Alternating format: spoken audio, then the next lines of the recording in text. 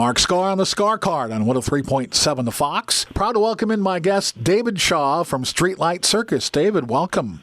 Thanks so much for having me, Mark. Appreciate it. And congratulations on Superfine Sugar, the latest release from Streetlight Circus, which we've been featuring here on the show the last few weeks. It's a great record, so again, congratulations. Thanks so much, man. We really appreciate the attention it's been getting, and the fact that you're spinning it is fantastic. It's an album we're very proud of. We're excited about what the future is going to bring from this album. The notes we've gotten so far on it have been pretty spectacular and humbling, I got to say. I want people to get on YouTube and go find the video for the title track. I thought we'd start there and talk about Superfine Sugar, a little bit about the song and what it was like doing that particular video. Sure. The song itself, we've had a lot of questions about what the song is about. A couple people have asked because, there is, I guess, you can look at it as some kind of drug reference, but I think really it's about anything that helps people get through, deal with trouble, deal with problems, find whatever your superfine sugar is. I got to be honest with you, the title came to me literally food shopping, looking at a package of sugar that said superfine sugar, and I said, I kind of like that. What can I do with that? And the song just kind of grew from just seeing those three words on a supermarket shelf, and it just became this whole idea of the sweetener, what it is that can, what do we need to kind of sweeten things up, especially given the times right now, which are, some might say, are pretty dark. Finding those things that help us kind of get through the day, get through the week, get through a pandemic, get through a bad relationship, whatever, that can be our proverbial superfine sugar. So that became the impetus for the song and the lyrics.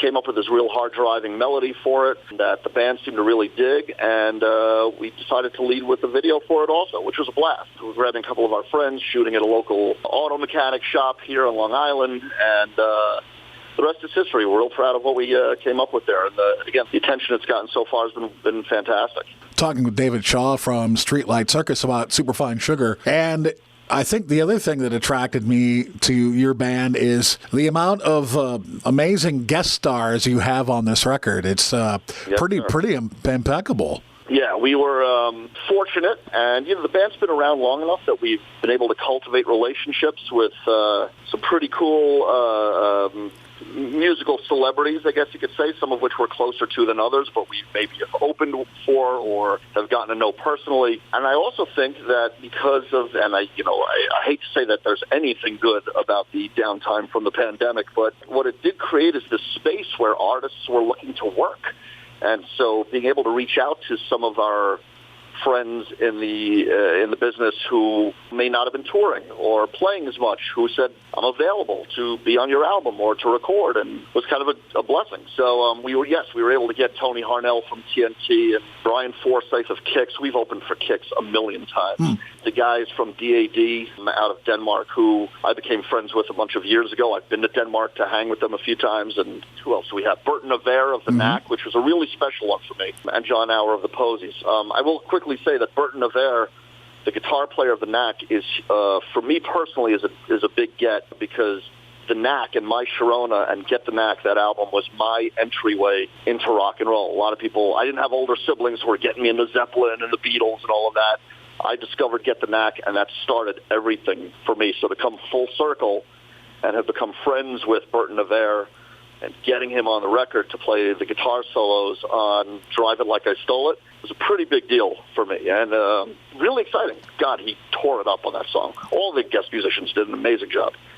And for people that don't realize it, all you got to do is listen to Burton's solo on My Sharona and know it's one of the tastiest things ever in rock and roll. Without a doubt. He has got a great ear for melody. He's a master musician. I think people who think of the Knack as just My Sharona and have not dug into their catalog, they'd be very surprised to realize just what an incredible musician and guitar player he really is.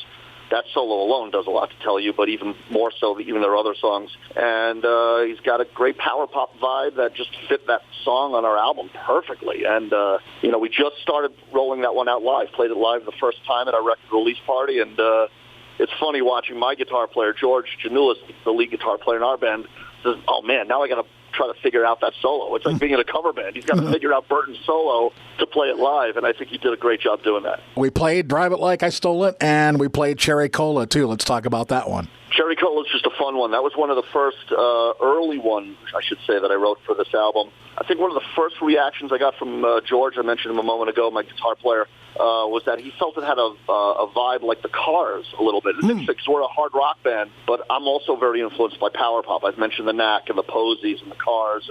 Cheap Trick is, one of my formative bands for me musically. Me too. And the Cherry Cola, I think, has a little bit of a Cars-type vibe, and I think that George went for that on the song as well, with the some of the guitar noodling he does on there, which just sounds so cool. And then we grabbed John Auer from the Posies to do some high harmonies on there. And actually, that was his idea.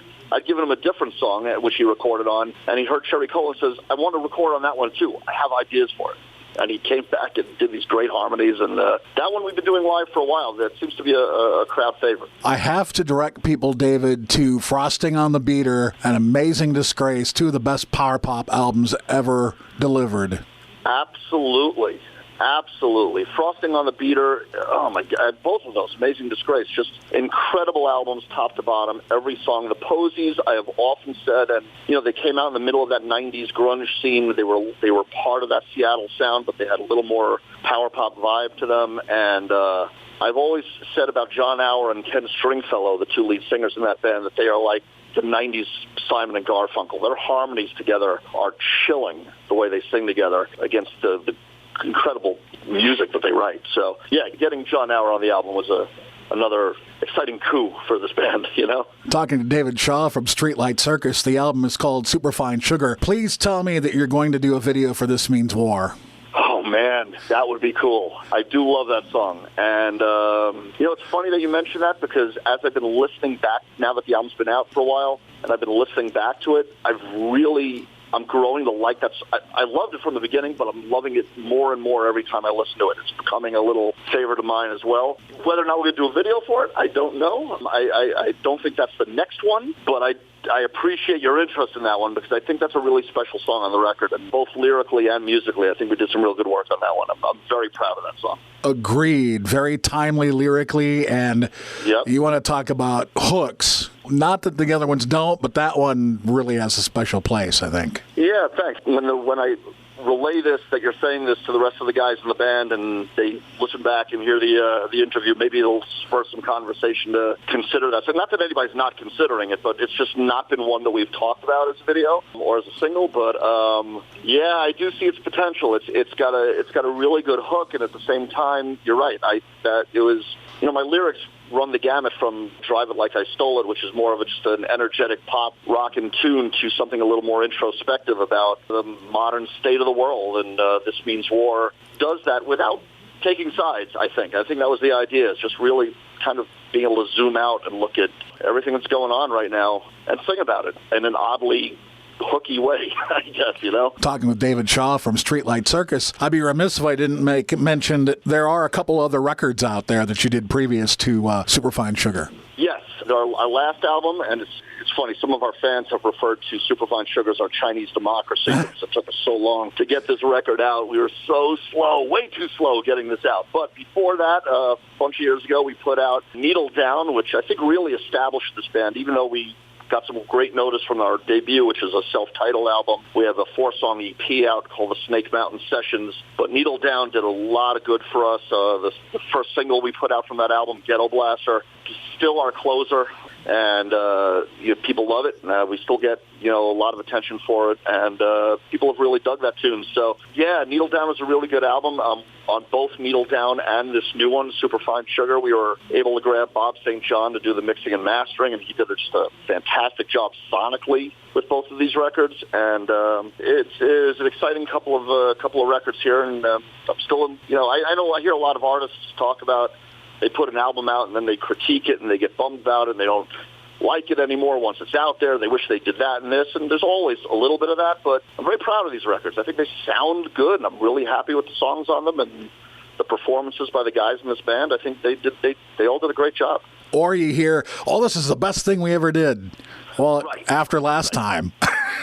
Yeah, every album's the best thing they ever did. I'll leave that. Listen, I might think so, because something that's new is always exciting, so you want to say that. But I will leave all those kind of remarks. I'll leave to the fans and the new people who are listening to it for the first time. Am I very proud of this record? Am I proud of They're all our babies. I write these songs, I mean, they mean a lot to me. And then the band comes in and helps arrange them and color them up and turn them into the full well-rounded songs that they are. And everybody has pride in this stuff. So we love it. But at the end of the day, it's, once it's out into the ether, it's up to you and people at radio and people and fans and listeners and reviewers to say, hey, this is some good stuff.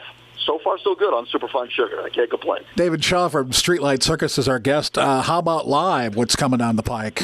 We've been laying low a little bit since the album came out. I wanted to see, we're all kind of waiting to see where it takes us. Sure. We've done a lot of road work. This past summer, we went out to Wisconsin and back. We played Rockfest in Cadott, Wisconsin. In July and did a whole bunch of shows through the Midwest. We had an Iowa show and it collapsed on us, unfortunately. Oh, I'm sorry. Never got to get to that state. Yeah, something happened with the venue or whatever, so we lost that one. But we did do a little Midwestern tour. We got out to the UK back in 2018 and did a tour there. And this label that we're on now that we got signed to this past summer, Escape Music, is UK-based. So the hope is that it might bring us to Europe in the near future or next summer to get on some either on a tour or do some more shows there. And I'm sure we'll roll back out through the U.S. At some point. We're still kind of plotting our next move. Right now we're working on some stuff locally here in New York and New York City and the general area, and we'll see. I can only say we're working on stuff, but we don't. If you go to our website right now, you're not going to see tour dates or anything like that, but we have things in the works, I guess I could say. But speaking of the website, David, I'll let you plug that and let people know how they can keep in touch and follow along and buy merch. Yes, absolutely. That's the name of the game. I mean, bands like us, survive because people like you and great fans and new fans support us. And streetlightcircus.com. It's as easy as that. And you can buy the CD, buy some merch over there at the website. Escape-music.com is our label. So if you have friends overseas in Europe that want to get the album cheaper than they would buying it from our site, you can buy it directly from them. It's available on all streaming services. We're on Facebook, we're on Twitter, we're on, Instagram. I even have a TikTok page, but I'm not using it enough. I need to get on that. We're out there. We're easy to find. So and if people want to book us or reach out to us or email us, you can do all that through our website and engage with us somehow and let us know what you think about the album. We want to hear it from people and let us know. David, thank you for being on with us. We appreciate your time, and it's been a pleasure. Thanks so much for having me, Mark. I greatly appreciate it. This has been a lot of fun. That's David Shaw from Streetlight Circus. I'm Mark Skaar. This is a Skaar Card, the new classic rock that rocks on 103.7 The Fox.